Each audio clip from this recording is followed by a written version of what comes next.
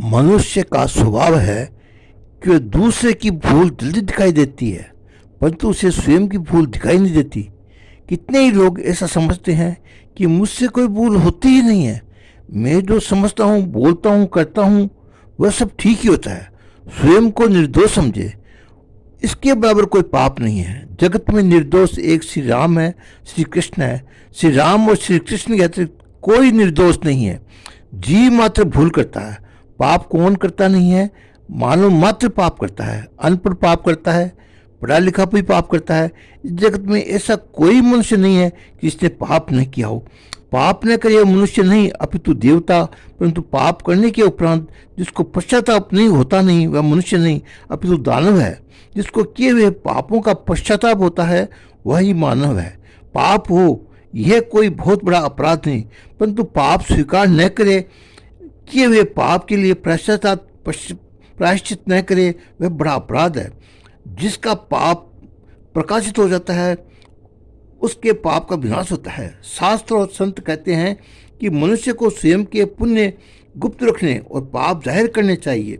साधारण मनुष्य पुण्य को बहुत प्रकट करते हैं, परंतु पाप को छिपाते हैं। पाप को छिपाओ नहीं और पुण्य को प्रकट करो नहीं। समाज में पाप जाहिर करने से पाप आदत छूटती है। पाप समाज में जाहिर करोगे तो पाप का नाश होगा, पुण्य समाज में जाहिर करोगे तो पुण्य का नाश होगा। मनुष्य पाप को मन में छिपा कर रखता है, उससे उसका जीवन बिगड़ता है। जो पाप छिपाते हैं उनको पाप छोड़ता नहीं। पाप पहले आंख में आता है, पीछे मन में, वाणी में और सबसे पीछे आचरण में आता है। एक बार आने के पीछे ये घर कर लेता है। हृदय सिंहासन तो परमात्मा के लिए है, पाप को स्थान होता नहीं। पाप से बहुत सावधान रहना। मनुष्य को खबर भी न पड़े ऐसी स्थिति से वह आंख में, जीभ में और मन में आता है। अनजान में पाप हो जाए तो उसे बाहर करके जला डालो। एकांत में अपने ठाकुर जी के पास भी पाप स्वीकार करो। मानव पाप स्वीकार न करे तो भगवान उसे महापाप की तरह गिनते हैं। छिपाए हुए पाप को दंड अति भयानक होता है। मन में बुरा विचार आवे तो उसी दिन दूसरे वैष्णव से कह देना, पाप प्रकट करोगे तो वह निकल जाएगा, पाप प्रकट करोगे तब वह ही जलेगा।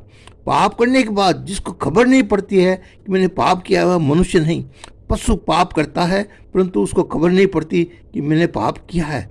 रामायण की कथा तुम सुनोगे तो अपनी भूल तुमको दिखेगी। तुमको भान होगा कि मेरी भूल हुई है, मुझे इस सुधार लेना चाहिए। रामायण की कथा सुनने से जीवन दिव्य बनता है। जिसका जीवन दिव्य बनता है उससे ही प्रभु के दर्शन होते हैं। साधारण मनुष्य किसी राजा से भी जल्दी मिल नहीं पा सकता। राजा से मिलना हो तो भी कितनी भी योग्यताएं संभालनी पड़ती है। एक प्राकृत राजा के पास भी लायक बनकर जाना पड़ता है, तो परमात्मा तो सबसे श्रेष्ठ है। प्रभु के दर्शन करने के लिए बहुत योग्य होने की जरूरत है।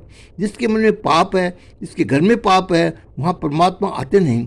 कचरा पड़ा हुआ हो वहाँ जिस जीव को बैठने के लिए मन चाहता नहीं, तो फिर पाप की कीचड़ में जमी हुई है उस हृदय में प्रभु को कैसे सहन होगा।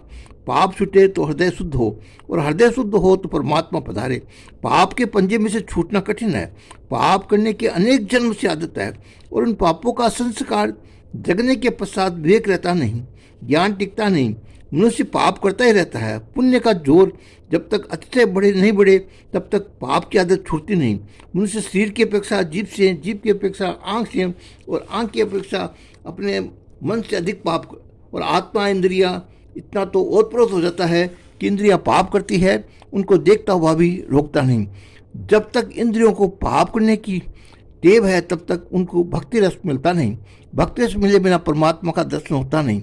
इंद्रियों में भक्ति रस बढ़ना हो तो उनको निष्पाप करो। मन में पाप का विचार आवे तो तत्क्षण ही उसे निकाल बाहर करो। कदाचित पाप हो जाए तो प्रभु के पास रो पड़ो, क्षमा मांगो, पश्चाताप करो, फिर दोबारा ऐसा दोष न करने का दृढ़ निश्चय करो और उसके लिए सतर्कता रखो। जिसको अपने दोषों का ज्ञान हो जाता है उसे स्वयं की भूल छोड़ने की इच्छा होती है, उसमें ही जीवन सुधारने की भावना जगती है।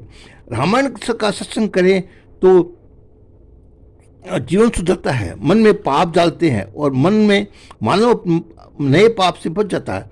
रामायण की कथा सुने तो उसको ज्ञान होता है कि मुझसे भूल क्या होती है। साधारण रीति से मनुष्य अपनी भूल मानने को तैयार नहीं होता।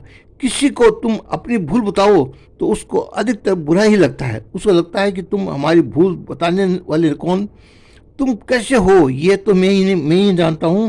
मनुष्य स्वयं को निर्दोष समझता है और अपने दुर्गुणों को भी सद्गुण ही करके मानता है, परंतु जो ये कथा सुनते हैं उनको ही स्वप्न दोष का भान होता है। कथा ही उसके पाप को करने से बचाती है। एक मनुष्य ने अपने लड़के से कह रखा था कि कदाचित किसी मंदिर में दर्शन करने जाना, भले जाना, भगवान को हाथ जोड़ना, परंतु भूल से भी कभी कथा सुनना नहीं। कथा सुनेगा तो अपना धंधा बिगड़ जाएगा। उसका धंधा चोरी का था। एक बार ऐसा हुआ कि उसका लड़का जंगल में जा रहा था। वहाँ एक जगह कथा हो रही थी। उसको पिता के वचन याद आए और कि कथा सुनना नहीं। ऐसा विचार कर लड़का कान में उंगली घुसा कर जाने लगा। ठाकुर जी की दया आई कि उसके पिता के वचन में कितनी श्रद्धा है, इसलिए प्रभु ने लीला की, उनके रास्ते में कांटा डाल दिया और वह कांटा उसके पैर से लगा, इसलिए उससे कान से उंगली निकालनी पड़ी। और जितनी पड़ गई कि ईश्वर सर्वव्यापक है, वह उसके में विराजमान है, सर्वकाल में सब को देखते हैं। कितने लोग ऐसा समझते हैं कि दरवाज़ा बंद है, यहाँ कोई देखने वाला भी नहीं है और सुनने वाला भी नहीं है। अरे तुम्हारा पाप तुम्हारे अंदर ही बैठा है, यही सब कुछ देखता है और सुनता है। दरवाज़ा बंद है, इससे क्या हुआ? लड़के ने इस ध्यान से में रख लिया और भगवान सबको देखते हैं। बाप बेटा पीछे एक क्षेत्र में चोरी करने गए। वहाँ आम का एक पेड़ था। बाप ने बेटे से कहा, मैं ऊपर चढ़कर फल लाता हूँ, तू नीचे खड़ा खड़ा नजर रखकर, कोई आता तो नहीं है, कोई देखता तो नहीं है। बाप जब वृक्ष के ऊपर चढ़कर फल लेने लग गया तो लड़का एकदम बोल पड़ा, बापू वह देख रहा है। बापू घबराया और एकदम से नीचे उतर आया। लड़के ने पूछा कौन देख रहा है? यहाँ तो कोई भी दिखाई नहीं देता है। लड़के ने कहा, मैंने कथा में सुना है कि ईश्वर सबको देखता है। राम कथा पाप करने से बचाती है। मन में अनेक जन्मों का मेल भरा है। मन को शुद्ध करने के लिए रामायण का सत्संग आवश्यक है।